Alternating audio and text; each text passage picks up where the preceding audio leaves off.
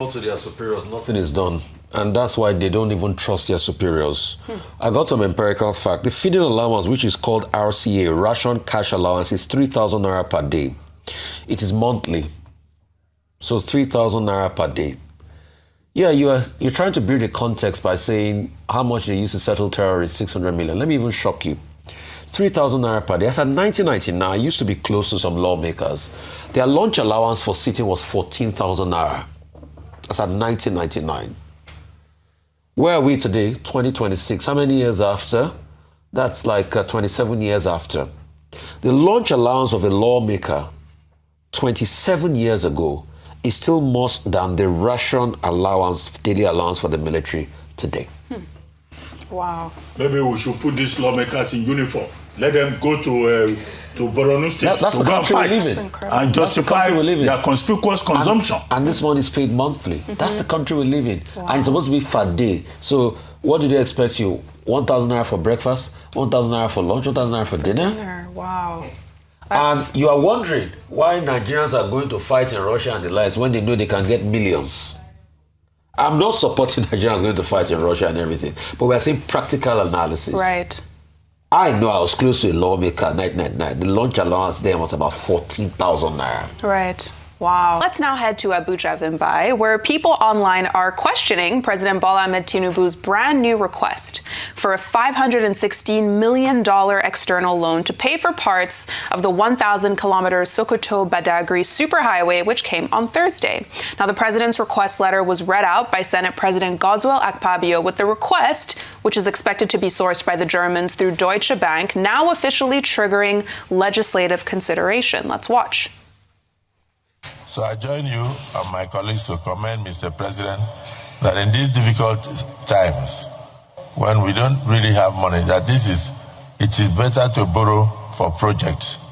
It's better to borrow for infrastructure so that at the end of the day, we'll have something to see. And then we can pay through even the infrastructure. Repayment can be done through the infrastructure. So this is highly commendable. Now, the money for this loan would be used to build sections 1, 1A, and 1B of the highway. And yes, infrastructure development is a positive step, as this road aims to connect about 7 states from Sokoto and Kebbi all the way down to Lagos. But the bigger questions remain about who will pay for this loan, how long will it take to pay back, and of course, what does it mean for future generations that will inevitably have to live with it? I'll take one quick reaction from X. AJ says, another loan, again. Nigerians are not against development, but we're tired of borrowing with no clear accountability. This superhighway sounds ambitious, but how many projects have we borrowed for that are still incomplete or abandoned? On the issue of the Sokoto-Badagry highway, which I think there's a general consensus that this is an important highway. This opening up this corridor is of huge significance to not just to national cohesion, but to economic activities as well. That goes without saying. But the question is it a priority for us to take foreign currency loan for at the moment? And the jury is out on that one. My argument in the morning was that infrastructure doesn't necessarily in itself create economic viability or economic activity. Some people buy into that argument. Other people are saying, look at the example of countries like China, Malaysia, Singapore, and so forth, who said we first invest in industries that can create products for export, then use that money to create infrastructure to export those things. A lot of economic theorists and analysts will tell you that infrastructure itself does not create economic export value. It's only export volumes that creates export corridors. So there's a back and forth debate about that. However, I'll quote Ugandan President Yoweri Museveni yesterday when he said, well, at least if they're taking the money for infrastructure, it's better than them taking money for them to eat it. So we want to see the accountability. Right. Let's see the progress with this road so that we know that truly the money went for infrastructure and it was not eaten. Right. Absolutely. I mean, these are all the questions that Nigerians want to know, and we'll be watching to see how all of this plays out. But But let's now shift gears and take another story, where a new video from the content creator and activist Mark Justice, also known as Justice Crack, has sparked a flurry of reactions as he shares pictures of the food Nigerian soldiers in Maiduguri are given during their service. So in this clip posted on Thursday, he raises the question as to why younger Nigerians would be incentivized to join the military when, as we've discussed before, the salaries are uncompetitive and the food leaves much to be desired. Let's take a look. Nigerians, look at the food that your soldiers are eating. I uploaded a video few hours ago. It never even reached 1 hour. A military personnel sent me this picture. This guy sent me this picture, and I asked, what's this picture? He said, this is what they feed them morning, afternoon, and night in Maiduguri. If you know Maiduguri, you know that is the hub of insecurity in Nigeria. Those guys face death every day. They do the worst every day. But look at what they're feeding them.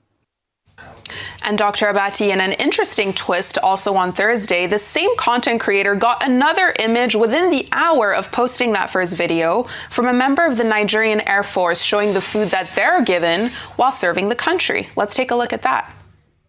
Look at what they are feeding your Air Force officers. Look at what they are feeding your Air Force officers. So how do you expect them to be efficient? How do you expect them to work? How do you expect more people to join this army? This Air Force, imagine Air Force. Do you know what is Air Force? One of the respected force in Nigeria. See what it did. See that rice. That rice does not have any nutrition. Look at their bar. Look at the soup. Are they prisoners? Now, the point of these videos isn't just to show the food the members of the armed forces are getting. Beyond that, it's also to contextualize these images with this report from the Daily Trust this week that said that the federal government spent well over 600 million naira on the rehabilitation, infrastructure, and reintegration of terrorists under Operation Safe Corridor. So when people see images like this, it raises questions about spending, priorities, and of course, like he said, Dr. Abati, the nutritional value. I mean, it's important, right, for our armed services to receive? Well, you know, a few years back, maybe 2 years now, or is it 1 year, Senator Adam Sushomole stood up on the floor of the Senate of the Federal Republic and raised questions about what the military hierarchy had been doing with the tons of money being given to the military. And he cited the example of some of the military chiefs diverting the money to their villages to go and set up structures, vainglorious projects. At that time, there was some debate about it, but Nigeria quickly moved away. Now, military chiefs should be called to question. Because Nigeria, when you look at the budget, defense usually gets the lion's share of the budget. And Nigerians understand, given the challenges with security that we have. Now, the problem here, used through the symbolism, the image of the feeding of the soldiers on the war front, explains that look, while the chiefs are doing very well, the boys that are facing death on a daily basis are not properly fed. So you see some kind of hypocrisy when we come around and we say, oh, we salute our gallant, our valiant soldiers who are giving up their lives to protect the country. Their welfare is important.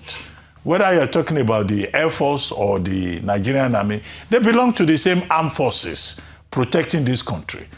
And the person who made the point that repentant terrorists, repentant in quotes, are better fed, that about 604 million naira has been spent on those ones to provide ashwebi, to give them pepper soup, give them jollof rice, and organize events for them. But the people who are trying to defend this country, look at the kind of food that they are served. Food not even fit for a dog. Some people keep dogs in their homes. They feed them better than this. Prisoners abroad. In those countries where they have prisons and the prisons are functioning, they eat better than this. So the soldiers, it's not just about those in the war front. Those that are even outside the war front who have come on television to say that they buy their uniforms themselves, they buy their boots themselves to go and face better equipped terrorists. I think that this should be investigated to ascertain that it is true. The defense headquarters owes us an explanation to tell us if indeed this is the kind of miserable nutrition arrangement for our soldiers who defend this country under difficult circumstances. Many of them, the police, the other day, policemen said their barracks have not been provided for. We have not had any feedback in that regard. So it will amount to sheer hypocrisy on the part of government to say that these soldiers should defend this country, the policemen should enforce the law, and yet their welfare is not properly taken care of. Absolutely.